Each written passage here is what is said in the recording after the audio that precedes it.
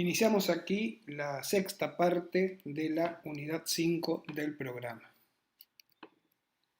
Ustedes hasta acá han visto, estamos viendo la unidad 5 que tiene que ver con la arquitectura europea y norteamericana de la segunda posguerra,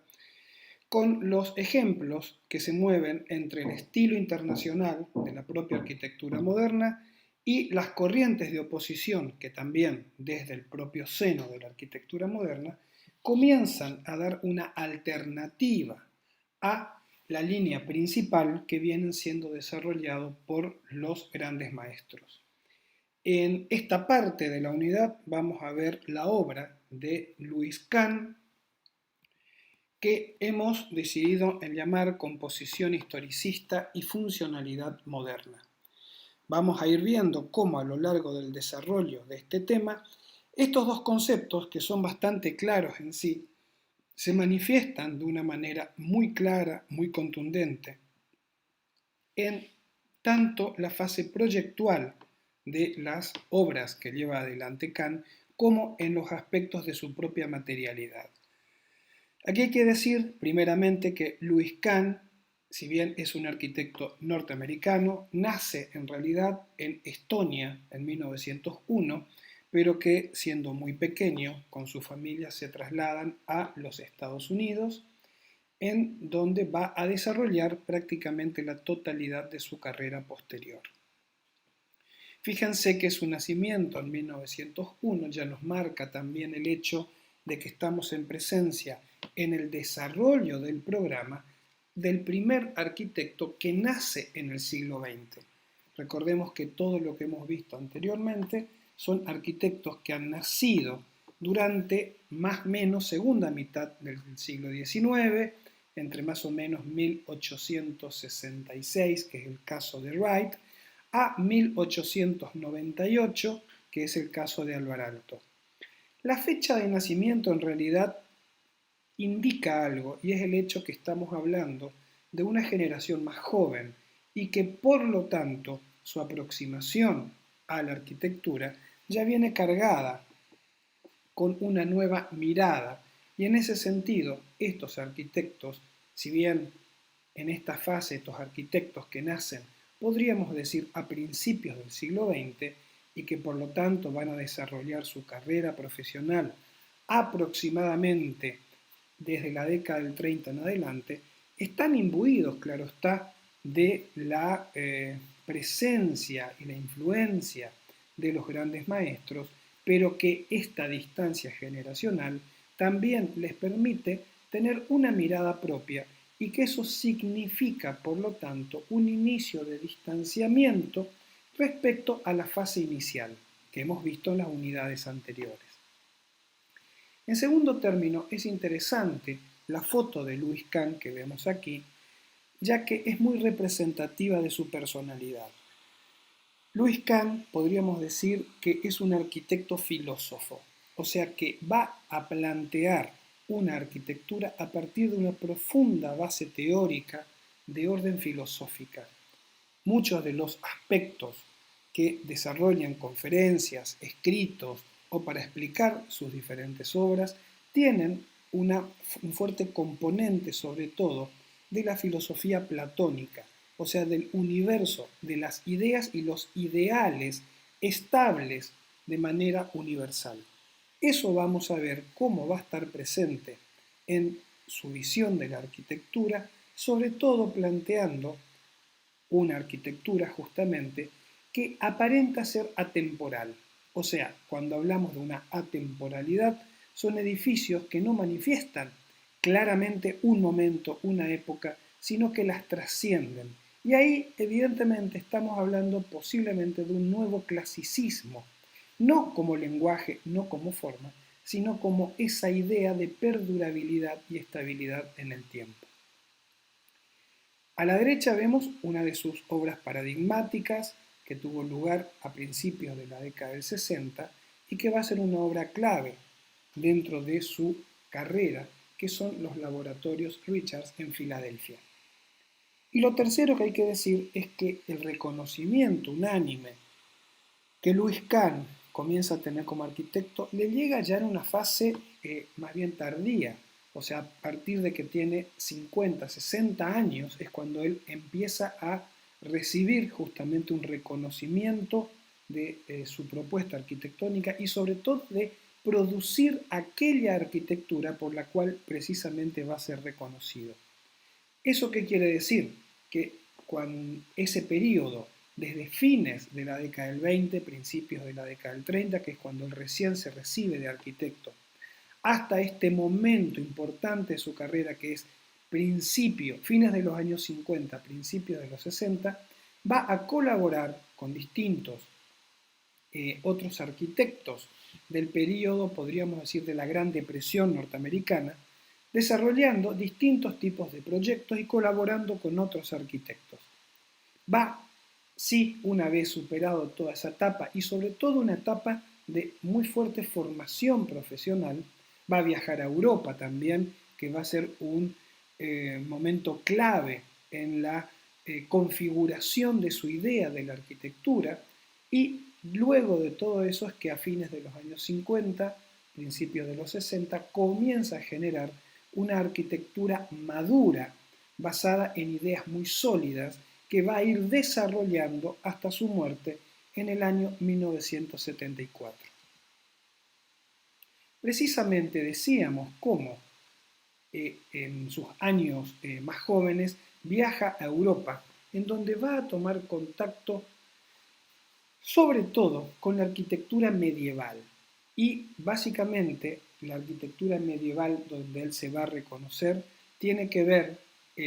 si bien esta foto ya vamos a explicar porque está acá, esta foto de la ciudad de Siena en Italia, aunque ustedes ya se estarán imaginando, viendo justamente los laboratorios Richards que están a la derecha, pero, pero va a ser sobre todo, decía, su visita al sur de Francia, en donde hay una arquitectura gótica y sobre todo, perdón, medieval más que gótica, muy robusta, muy contundente, sobre todo su visita a la localidad de Albi, en donde su catedral va a ser una fuente de influencia muy fuerte posterior. Pero esa visita, esa más que visita turística, obviamente es un viaje de aprendizaje y de toma de contacto con la historia, que va a llevar a Kant a entender ciertos procedimientos y sobre todo ciertas identificaciones con la forma que va a comprenderlas como atemporales. Y es un poco lo que estamos observando acá. Sus laboratorios Richards, que son del año 62, aunque va a prolongar unos años más hasta su inauguración, y va a ser una obra que se va a desarrollar por etapas. A su vez, puede observarse esa referencia icónica, formal, volumétrica, que tiene lugar precisamente con esas torres que vemos, justamente esas 3 torres de ladrillos en esa foto, que son conductos a los cuales ya nos vamos a referir, y a la izquierda vemos justamente el carácter simbólico que las torres tienen en muchas ciudades medievales, en este caso la ciudad de Siena en Italia, en donde la torre sobrepasa la altura promedio de estas ciudades,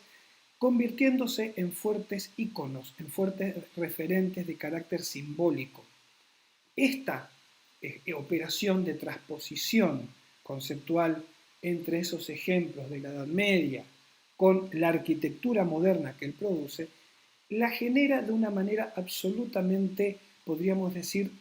tranquila, normal, aunque entendiendo la necesidad, por supuesto, de resignificar estos procedimientos, como vamos a ver precisamente enseguida. Hemos dicho también, aparte de esta identificación con la arquitectura medieval del sur de Europa, sobre todo el sur, digamos, de Francia, como habíamos dicho, la dimensión de la componente historicista que tiene lugar en su obra y sobre todo en lo que tiene que ver con el concepto de composición. Y aquí hay que decir algo que es verdaderamente muy importante. Cómo durante siglos, hasta justamente la modernidad, la idea de la generación de la arquitectura venía dada por la idea de la composición. Mientras que en la arquitectura moderna, básicamente, ¿no? Fines del 19, principios del 20, las primeras décadas, lo que se establece es el concepto de proyecto arquitectónico.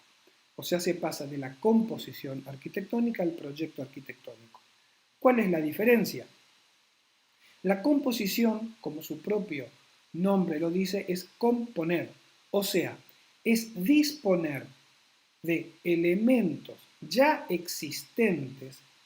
Componer significa tomar esos elementos ya existentes y organizarlos en función de una idea, mientras que proyecto, como su propio nombre lo indica, es mirar hacia adelante, es partir de un grado cero y proyectarse hacia el futuro, que en definitiva eso es un proyecto. Mientras que la composición, si bien para nosotros hoy podríamos entender que es la base de un proyecto, pero se genera a partir de qué, como dije, de elementos ya preexistentes. Esos elementos ya preexistentes pueden ser formas, que en el caso de Kant, como de la arquitectura historicista de los siglos precedentes, se basa en la manipulación de formas como el cuadrado, el círculo, el rectángulo, el triángulo, o sea, esas formas de carácter universal, como diría Platón justamente, ¿no? Son formas universales, recordemos que Le Corbusier también apela a ellas con el universo de los volúmenes platónicos, ¿sí? De los sólidos platónicos. Podemos ver en estos laboratorios, que hay que aclarar son laboratorios para investigación científica, cómo en el proceso precisamente lo que hace Kant es partir de la base de la composición, que son precisamente, ustedes pueden ver en las plantas, la repetición de una modulación, de un módulo central, que es ese cuadrado que se disponen de 8 columnas ubicadas sobre los tercios de los lados y que puedan llevar o no, indistintamente según la necesidad funcional, esos edículos externos, ustedes los ven en líneas negras mucho más definidas, que son precisamente las torres que ustedes ven en la foto de la derecha. Esta manera de generar un proyecto en base a la composición permite también una fuerte funcionalidad, o sea, acá la funcionalidad no se pierde en virtud de la forma, sino que lo que hace Kant es lograr un equilibrio, un encuentro perfecto entre esta idea de la composición, pero la respuesta 100% objetiva y científica a la funcionalidad. Porque al ser acá laboratorios de investigación científica, lo que se necesita es un grado de oclusión entre las distintas partes de los distintos cuerpos. ¿Para qué? Para evitar que aires viciados o elementos de manipulación de carácter químico se puedan trasladar de un lado a otro. Por eso que estos cuadrados se presentan, en planta cuadrados, ¿no? Se presentan, ustedes pueden ver, como independientes, mientras que hay esa serie de exclusas o espacios fuelles de doble puerta, doble función, que los separan unos de otros. Esta idea de esa composición de elementos sencillos en el sentido primigenio del término, un cuadrado que se repite, no es solamente una idea que entiende un orden en planta, sino que la idea de orden con mayúscula, como lo plantea Kant, la idea de orden es la que prevalece en todo el desarrollo del proyecto y por tanto también en la construcción y configuración material de la obra. Podemos ver justamente esta idea recurrente de siempre ir originalmente a las formas primigenias, como por ejemplo un cuadrado, está también planteado como una experiencia previa. Ustedes pueden ver en los dos dibujos de la derecha, arriba y abajo, con la casa Adler and de Bohr de los años 54-55. Ustedes pueden ver tanto en las plantas como en las axonométricas parte de la idea del cuadrado en planta que se transforma en el cubo como el sólido que responde a ese cuadrado en planta. Y que a partir de ese orden estable, que en la casa Adler and de Boer se parte de la idea de esos 9 cuadrados o 9 cubos, ya hablando en términos espaciales, es que elabora precisamente la posibilidad de desarrollo de esta obra de un carácter integral. Esta experiencia de mediados de la década del 50 en esta casa no construida es lo que, ustedes pueden ver, tiene la relación directa precisamente con los laboratorios Richards que nosotros estamos analizando. Y rápidamente, si nosotros vemos la foto de abajo a la izquierda, que es una foto ya de este proyecto construido, uno puede verificar claramente lo que decíamos. Cuadrado en planta, acá se manifiesta con una planta baja y 5 pisos, ¿sí? Se puede ver claramente cómo ese conjunto, esa idea, que es el cuadrado con las 8 columnas sobre los tercios de los lados, se separa a su vez del otro volumen. Uno puede ver la transparencia en el medio de ambos volúmenes, que son los pasos o esclusas que tanto unen como separan a uno del otro. Ahora bien, el carácter simbólico de esta obra, observando siempre esa misma foto, que son esas enormes torres de ladrillo, que en lo que hemos visto, ¿no?, en la Italia medieval o en la Europa medieval tenía un carácter simbólico, sobre todo de poder, aquí en realidad lo que está teniendo es un carácter funcional mucho más concreto, y que son torres que pueden encerrar escaleras o donde van los ductos de distintos tipos que son necesarios para que funcione precisamente un laboratorio de investigación científica de alta complejidad. Hemos dicho entonces, se parte del cuadrado, vamos viendo a su vez las plantas con esa maqueta que ustedes ven a la derecha, cuadrado en planta, planta baja, 5 pisos, lo que decíamos, las columnas principales sobre los tercios, ¿sí?, de cada uno de los lados, liberando la esquina. Fíjense ustedes, se libera la esquina, un principio moderno por excelencia, y a su vez las torres que encierran los distintos conductos. Y acá, al decir que encierra conductos, que va separado de los espacios de uso que se desarrollan en cada una de las plantas, está sin duda la enseñanza de quién, de quien vimos anteriormente, de Frank Lloyd Wright, que trabaja precisamente el concepto de diferenciar espacios servidos y espacios sirvientes. En este caso ocurre exactamente lo mismo. Hay espacios servidos, ¿sí?, que son los espacios de uso cotidiano, y los espacios sirvientes, que en este caso son esas torres que encierran espacios que asisten a las funciones principales. Esta idea de orden, nuevamente repito, el orden para Kant no es lo que solamente termina verificándose como la disposición correcta de las partes de un sistema, sino que para Kant implica una fase filosófica en el desarrollo del proyecto, ya que para Kant el orden es anterior incluso a la formalización del proyecto. El orden es, podríamos decir, el espíritu que está presente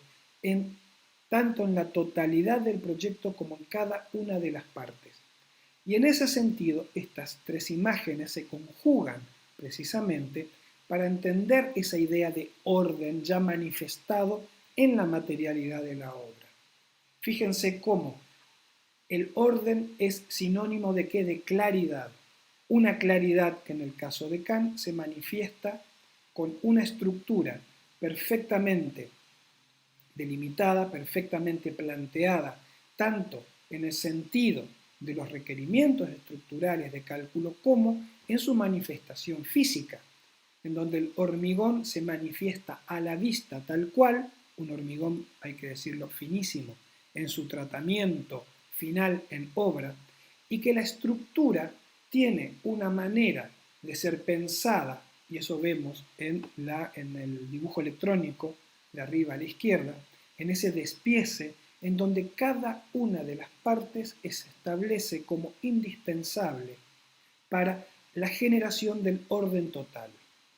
Por otro lado, volviendo a la imagen de abajo a la izquierda, la diferenciación que Kant hace entre estructura y envolvente. Y en ese sentido, hay que decirlo acá, Kant permite que el regreso de la idea del muro a la arquitectura. En este caso, la idea de orden estructural, y en ese sentido estas dos imágenes lo que hacen es reforzar este concepto que venimos desarrollando, se transforma entonces en una idea de la claridad en el pensamiento del conjunto y cómo la envolvente tiene un carácter distinto, que en este caso es el ladrillo. El ladrillo, todos sabemos, es un mampuesto que, a partir de los aspectos recíprocos entre los distintos mampuestos más el mortero, se transforma el muro, y el muro se comporta, ustedes saben, con una estructura a la compresión. Piensen ustedes que en este sentido, en parte Wright,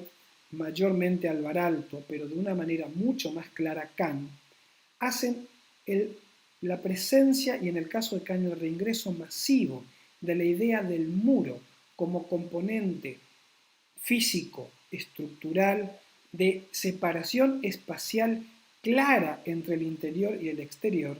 a diferencia, recuerdan ustedes, de Le Corbusier, Mies, Gropius, en donde la idea de muro desaparece, en donde en esa arquitectura lo que prevalece es la idea de justamente la desaparición del muro como tal, y solamente una pequeña lámina, que es el vidrio generalmente, o una pequeña delgada lámina de hormigón que separa el interior y el exterior, pero siempre con esa idea de virtualidad interior-exterior. Eso en Kant empieza a no ocurrir.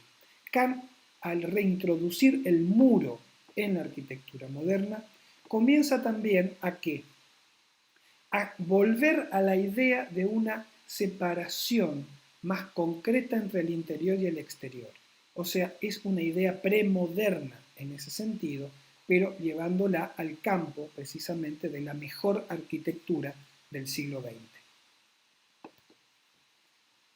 Esa idea del muro toma aún más fuerza cuando uno observa esta obra, que es del año 1968 y que termina de construirse en el año 1972, que es la biblioteca de Phillips Exeter, la biblioteca Phillips de la Academia Exeter en Estados Unidos, que es un dato, digamos, de color, pero es la biblioteca para una escuela secundaria, es la más grande del mundo, ¿sí? Una biblioteca realmente descomunal, la más grande del mundo, para una escuela secundaria. Que es muy común en Estados Unidos que estas obras se lleven adelante mediante las donaciones, que en este caso es justamente la familia Phillips que hace, para la construcción de esta biblioteca. Lo primero que uno puede generar como idea cuando ve esta obra es lo que Miguel Ángel Roca, el arquitecto argentino que trabajó precisamente con Kant durante un tiempo, y en un excelente libro que escribió y que ustedes lo pueden consultar, que se consigue, sobre la obra de Kant, él lo que plantea es que el muro, al regresar precisamente a la arquitectura, y en ese caso de una manera tan masiva, transforma a esta obra en algo que dijimos recién al principio de esta clase, que es la idea de atemporalidad. Uno ve esta obra y no tiene dudas de que pertenece a un periodo, como puede ser siglo XX, pero esa idea de mole, esa idea de fortaleza, nos remite también al pasado, y que conjugándose estas diferentes temporalidades, lo que hace es ofrecernos finalmente una obra que pareciera que pertenece a cualquier época o a todas, una idea de atemporalidad de carácter clásico.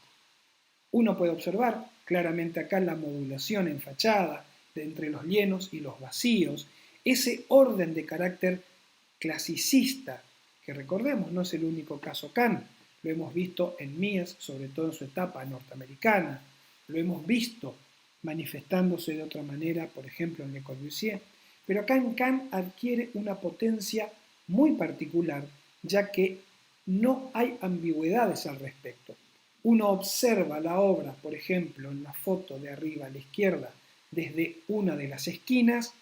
y acá está presente esa idea de recomposición de la obra a partir de un solo punto de vista, ¿sí? Esa idea de unicidad clásica. O vemos en la pequeña foto de abajo, en esa foto frontal de la obra, ahí aparece esa idea de un edificio de carácter atemporal.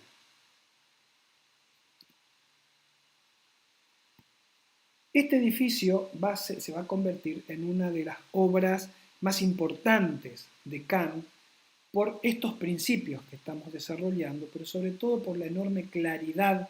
que él va a dar. Y en esta obra, más incluso que en los laboratorios Richards, se manifiestan otros dos conceptos con una enorme potencia. La idea del espacio y la idea de la luz. O sea, orden, espacio, luz. Y un cuarto elemento que va a estar muy presente también en esta obra es la idea del silencio.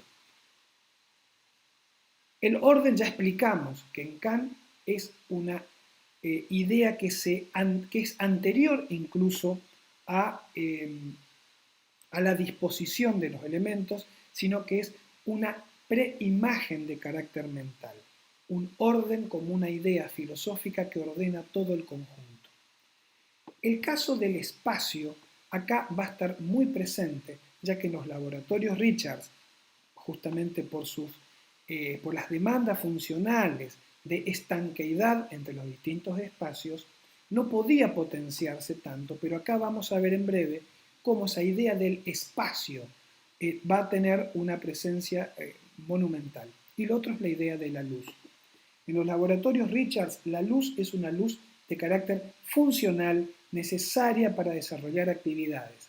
En el caso que vamos a ver aquí en esta biblioteca, no solamente la luz cumple un rol funcional, sino un carácter simbólico. Y ese va a ser otro de los puntos que va a hacer un anclaje entre la modernidad y la Edad Media.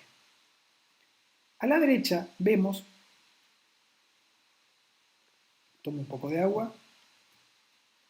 vemos unas plantas. En la planta de abajo es la planta baja, que ya la vamos a ver, y la otra, la planta que tenemos arriba, son los pisos primero, segundo y tercero, que son una planta tipo. Lo primero que uno puede decir que eso que veíamos de la obra y que volvemos a observar acá de afuera, la presencia masiva del muro, el orden, tanto en un carácter de la proporción de la obra que tiende a ser prácticamente un cubo estable, la relación modular entre llenos y vacíos que remiten a una idea del clasicismo, vemos como en planta acá la idea de la composición historicista está presente 100%. Parte de una idea platónica, el cuadrado en planta, con un doble eje de simetría que atraviesa justamente el centro de la planta, y la planta es una sucesión de pequeños submódulos o cuadrados en planta, teniendo el cuadrado que está en el centro un carácter especial y a su alrededor el resto de los otros cuadrados como trama que se van a ir reconfigurando, mejor dicho, en función de las necesidades funcionales. Miren a la derecha, arriba la planta tipo, y miren abajo, una planta de uno de los denominados arquitectos revolucionarios franceses, en este caso de Étienne-Louis Boullée, en 1782, en un proyecto no construido para el Palacio de Justicia en Francia, en donde esos principios, ahí se ve claramente de doble eje de simetría, un espacio central a partir del cual se redistribuyen el resto de los espacios, siempre con un carácter doblemente simétrico, es lo que puede apreciarse claramente que está presente en el sistema compositivo de Kant. Y cómo, si observamos ahora el corte que tenemos a la izquierda, casi podríamos decir que ese mismo corte, si hacemos una abstracción del mismo, podría verse como una especie de que también de planta, en donde ese círculo, que ya lo vamos a observar, central, también parte de la idea de un cuadrado y que en torno a él se vuelven a distribuir modularmente otra serie de cuadrados aquí albergando los diferentes pisos. Observando el corte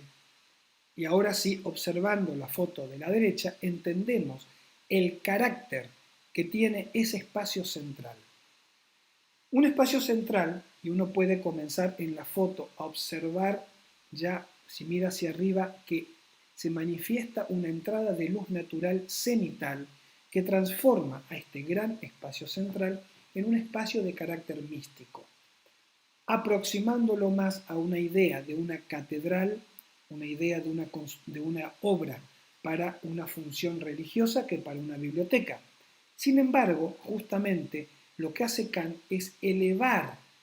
el grado de la biblioteca a un grado místico, o sea, es el templo del saber. Cuando uno ingresa a esta obra, se para en ese espacio central y mira hacia arriba, observa que recortados por esos enormes círculos construidos, ¿no? Esa estructura en un finísimo hormigón, observa ahí los miles y miles de libros. Si uno piensa en la Ville Savoye, pongo como ejemplo, recuerdan ustedes la famosa ventanita de la terraza jardín en la cual, ¿qué hace ahí Le Corbusier? Recorta el paisaje, recorta la naturaleza, abre un hueco y por lo tanto la transforma en paisaje, sublima a la naturaleza. Una operación similar es la que está haciendo acá Kant. Esos círculos, que es una forma platónica de una enorme potencia significativa, lo que hace es que lo que miremos que están por detrás, que son los miles y miles de libros, se transformen también en objetos que no son meros objetos, meros libros, sino se transforman en objetos de un carácter superior. O sea, esa forma circular que rodea al espacio central en sus cuatro lados, le transfiere precisamente al universo de la biblioteca un carácter sagrado. Foto de abajo a la izquierda, esa planta baja, donde el plano de acceso, donde uno tiene esa doble escalera que ustedes ven también a la derecha, una referencia fuerte también del barroco en este caso, y después en las otras dos fotos de arriba y de abajo, lo que observamos en la parte de arriba es justamente en esa toma deformada para que observemos justamente esa idea de la visión de los libros recortados por entre los enormes círculos y ahí percibimos de manera más clara esa entrada de una luz cenital superior, que acá finalmente la observamos en toda su potencia. Una luz cenital que tampoco baja en un grado directo, sino que entran por esos laterales de esas ventanas que uno puede ver mejor en la foto de la derecha y que a partir de ahí reverbera sobre las superficies de hormigón y de madera de los estantes de los libros y que van descendiendo, inundando todo de esta luz de carácter místico. Nuevamente la Edad Media presente en Kant, como lo hemos visto que es una referencia que va impactando en diferentes obras. Y es interesante cómo del espacio central con esa luz mística, si vamos hacia los costados, justamente más hacia ya los muros que separan del exterior, es donde se sitúan esas especies de refectorios o pequeños pupitres de uso individual de los estudiantes. ¿Por qué están puestos hacia afuera? justamente para recibir la mejor luz, que es la luz natural. Mientras que si observamos la foto de la izquierda,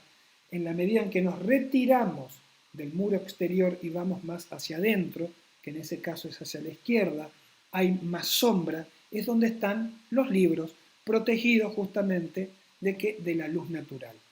Entonces vemos cómo en una planta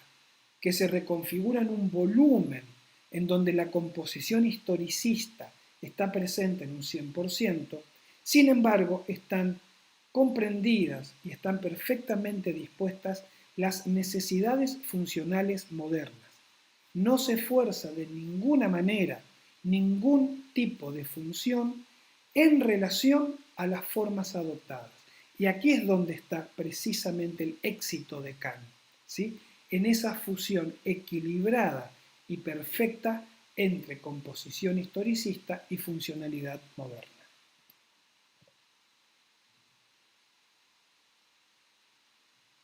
Y por último, vamos a ver un salto de escala importante en Kant y que nos remite también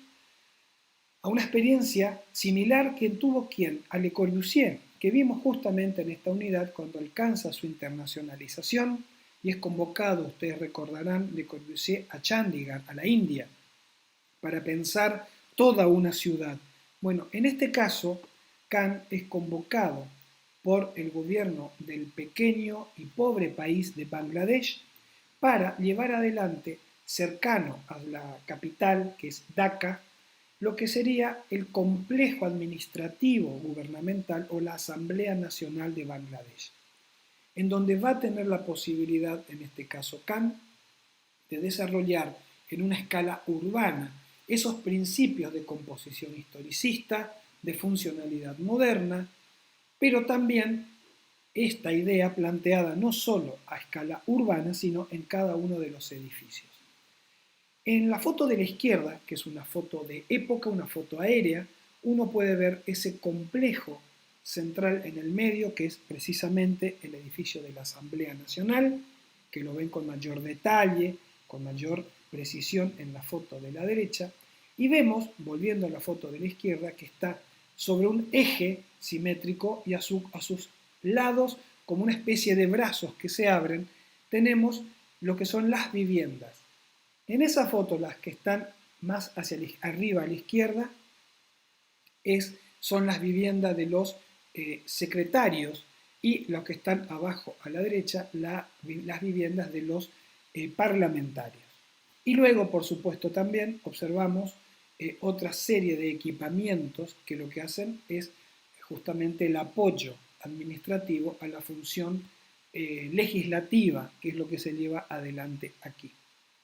Es interesante observar, ya ahora en la foto de la derecha, cómo esos principios de composición historicista están sumamente presentes, llevando acá a un grado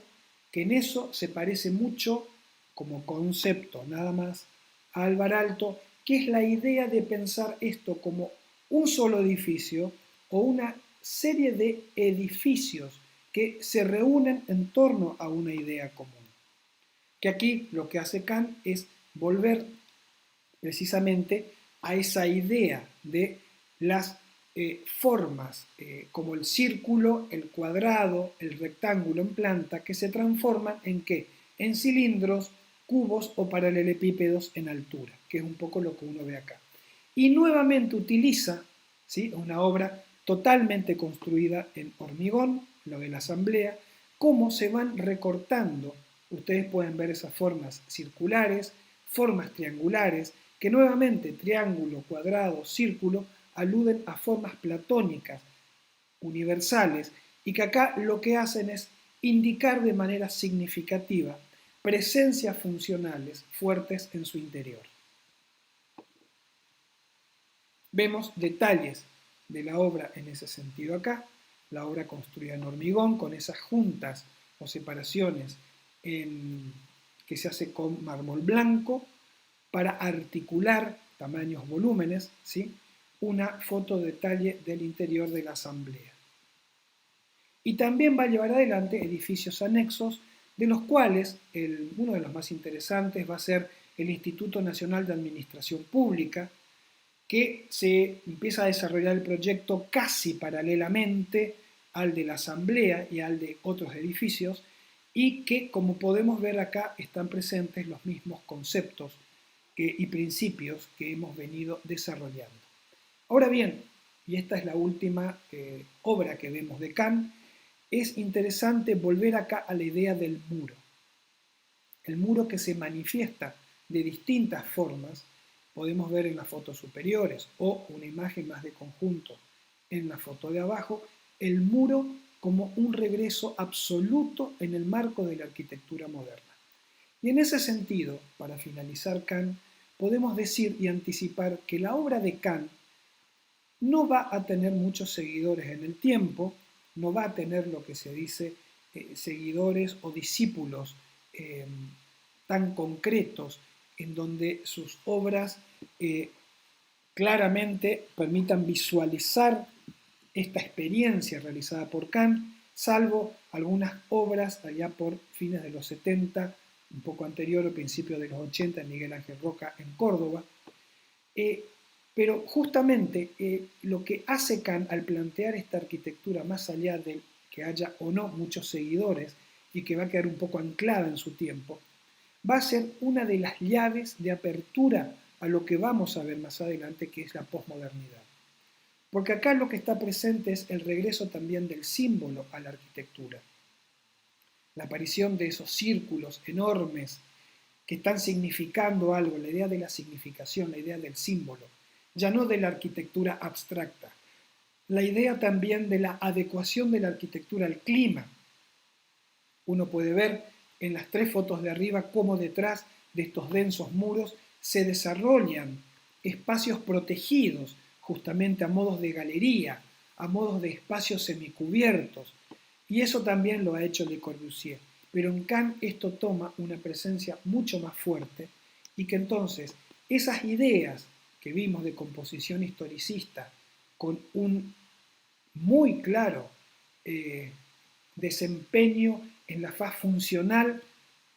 totalmente articulado y equilibrado con la composición historicista, también tiene a su vez la representación del símbolo, de la significación de las formas y sobre todo del regreso al muro como una nueva forma